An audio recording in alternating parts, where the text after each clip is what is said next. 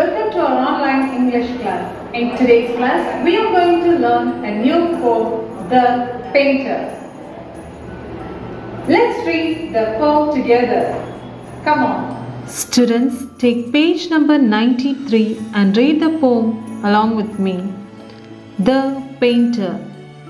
Sitting on the cold mud floor, she paints the valley and hill, giving life to the canvas show, sees the brush bent to her will. Her canvas used to be colorless until she learnt that her brush's strokes are not always aimless. The flow of paint never chokes. She dips her brush to draw the big black panther. Her legs never in a rush, she moves them like a dancer. Thank you for reading the poem along with me. Now, let's sing the poem.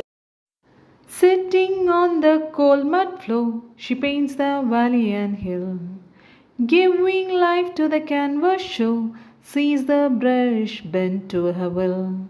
Her canvas used to be colorless until she learned that a brush's strokes are not always aimless. The flow of paint never chokes. She dips her brush to draw the big black panther.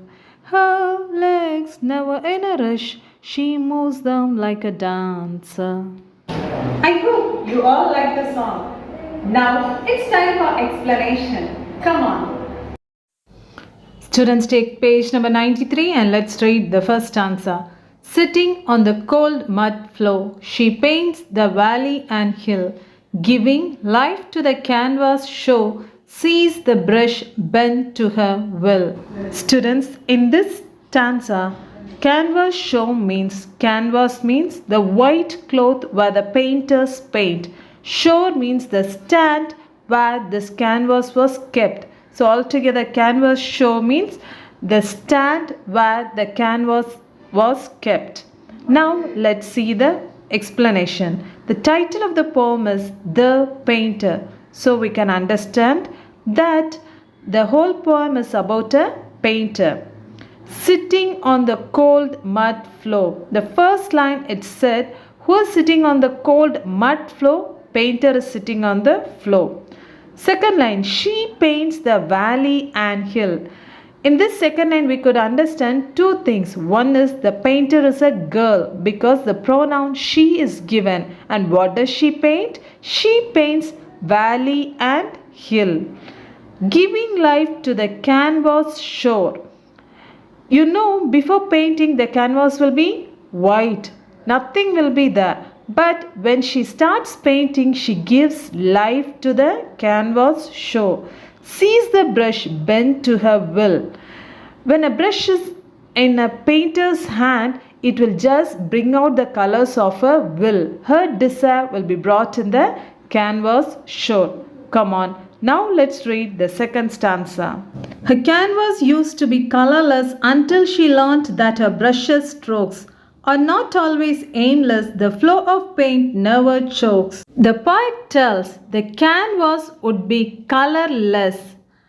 When she doesn't know how to hold the brush, it'll be colorless. But not always aimless. If she has an aim, the flow of paint will never stop. Now let's see the last stanza.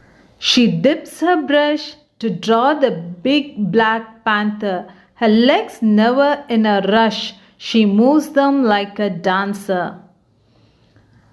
Now we'll see how the painter is painting. She dips her brush. You know, before painting, we'll dip our brush in paint. So here, she too dips her brush in the paint.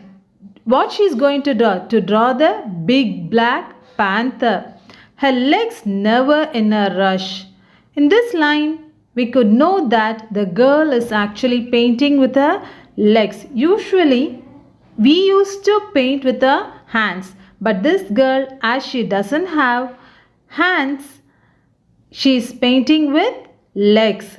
She moves them like a dancer. She was well practiced in that, so she was just moving her brush like a dancer and she paints beautifully. Now let's see the rhyming words given in the poem. Floor, shore. Hill, will. Second stanza. Colorless, aimless. Strokes, chokes. Third stanza. Brush, rush. Panther, dancer. Art has no boundaries. If you have a passion for art, your physical abilities can never stop your passion. We could see a little girl, though she doesn't have hands, her passion for painting made her paint with her feet. Now it's time to learn adjective. What is adjective? A word that describes a noun is an adjective. Come on, let's learn about this adjective in detail now. Adjectives tell us more about nouns: shape, size, color, age, number, taste, how something feels, the position or order, quantity, belonging or possession. Come on, let's see few examples for these adjectives. This orange juice is sour. Sour is an adjective. I bought 3 books. 3 is an adjective. Deepthi gave me a blue frock. Blue is an adjective. She won the first prize. First is an adjective.